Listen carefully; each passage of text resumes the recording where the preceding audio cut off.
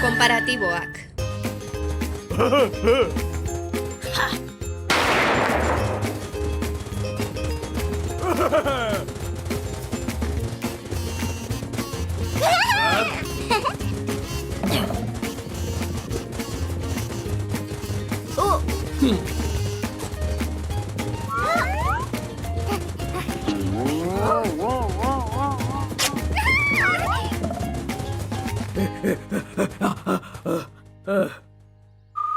Ni zu baino azkarragoa naiz.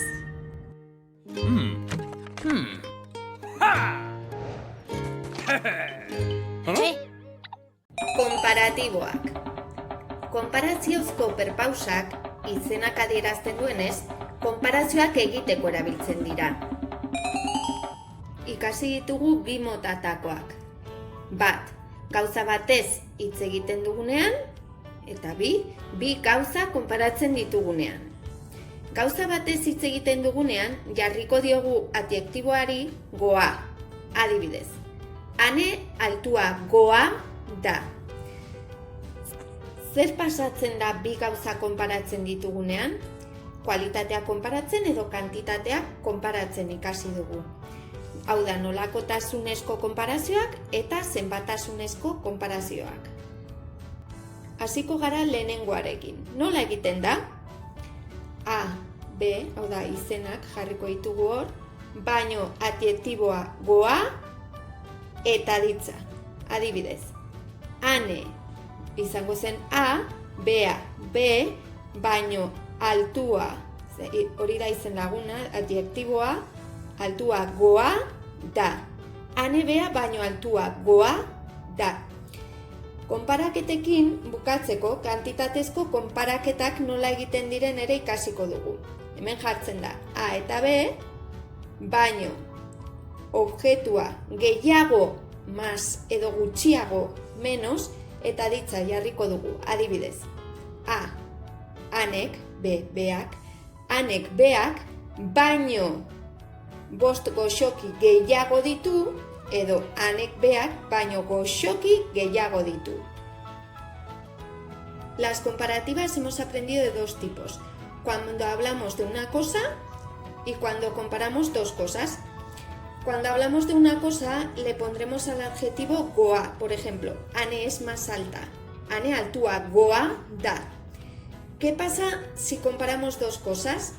Hemos aprendido a comparar cualidades y cantidades. Empezaremos con la primera. ¿Cómo se hace? A, B, baño, adjetivo goa y verbo. Ane es más alta que Bea. Ane, Bea, baño, altua goa, da. ¿Cómo se comparan las cantidades? A, B, baño, objeto, gehiago o gutxiago, más el verbo. Ane tiene 5 caramelos más que Bea. ¿Cómo sería esto? Anek, beak, baino bost goxoki gehiago ditu. Superlatiboa. El más, la más, el superlativo. Guk ikasi dugun moduan, hitzari ena atzizkia erantziz egiten da. Bi motatakoa ikasi dugu. Bat, la más, el más, A, adjetivo ena, aditza. Ane altu ena da. Ane es la más alta. La más, el más de los o de las, jarriko dugu dik. Pondremos dik más el adjetivo ena y el verbo. Ane es la más alta de las chicas. Ese de las chicas sería el dik. Entonces, ane neskatik altuena da. Azkeneko hau ere esan daiteke nongo jarriz, adibidez. Ane munduko neskatik altuena da. Ane es la chica más alta del mundo. Orain beste adibide batzuk irakurriko ditut hau barneratzeko. Ahora voy a leer otros ejemplos para asimilar el concepto. Komparatiboak. A, adjetiboa, goa, aditza. Luka baxua goa da. Luka es más bajo. A, B, baino adjetibogoa aditza. Luka, Mikel, baino baxuagoa da. Hemen, bi pertsonari dira konparatzen. Luka es más bajo que Mikel. A, B, baino gehiago, gutxiago eta aditza. Lukak, Mikelek, baino 3 zentimetro gutxiago ditu. Luka tiene 3 centímetros menos que Mikel. Hemen ere bai bi kontzeptuari dira konparatzen, baino kantitatearekin gehiago eta gutxiago jarriko dugu. Superlatiboa. La más, el más. A, adjetiboa, ena eta aditza. Luka baxuena da. Luka es el más bajo. La más, el más de los niños o de las niñas jartzen da a, pertsona, dik, de los, adjetiboa, ena, aditza.